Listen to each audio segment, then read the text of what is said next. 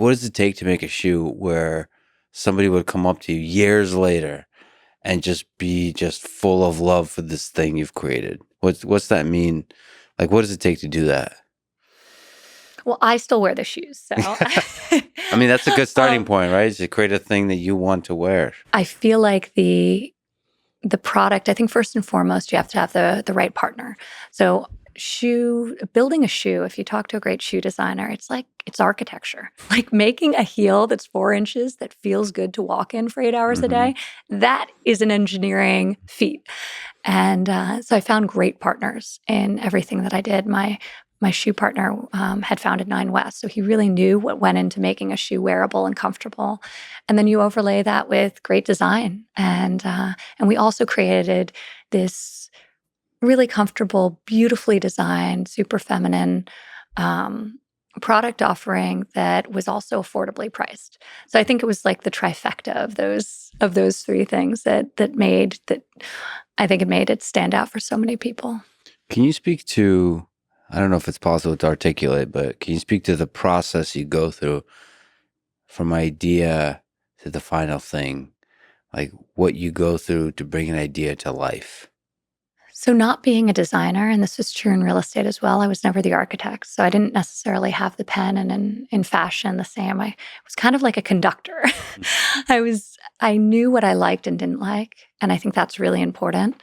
And that became honed for me over time. So, I would have to sit a lot longer with something earlier on than later when I had more refined my aesthetic point of view.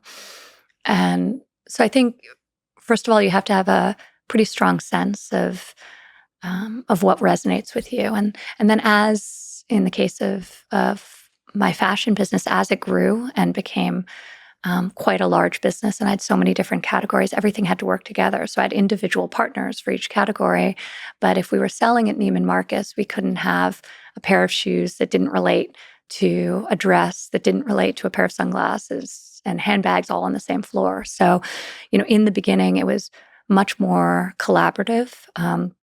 As time passed, I really sort of took the point on deciding, and this is the aesthetic for the season. These are the colors we're going to use. These are fabrics, and then working with our partners on the execution of that. But I needed to create an overlay that allowed for cohesion as the collection grew. And that was actually really fun for me because that was a little different. I was typically initially responding to things that were put in front of me. And towards the end, it was my partners who were responding to the things that myself and my team. But I always wanted to bring the best talent in. So I was hiring great designers and printmakers um, and copywriters. And so I had this, almost like that conductor analogy. I had this incredible group of, in this case, women assembled who had very strong points of view themselves, and it created a great team. So yeah, I mean, great team is really sort of essential. It's the essential thing behind any successful story. 100%. But there's this thing of taste, which is really interesting because it's hard to kind of articulate what it takes. But basically, knowing A versus B, what looks good, or without A B comparison, to say like if we changed this part, that would make it better.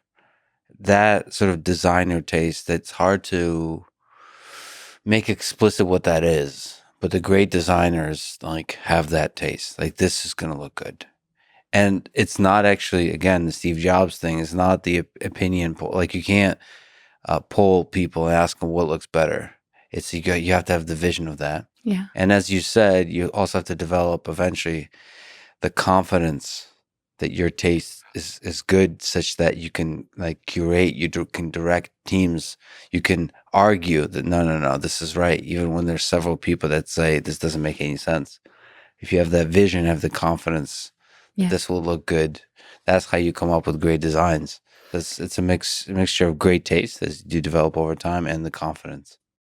And that's a really hard thing, especially, and I think one of the things that I love most about all of these creative pursuits is that ability to work with the best people Right now, I'm working with my husband. We have this 1,400-acre island in the Mediterranean, and we're bringing in the best architects and the best brands.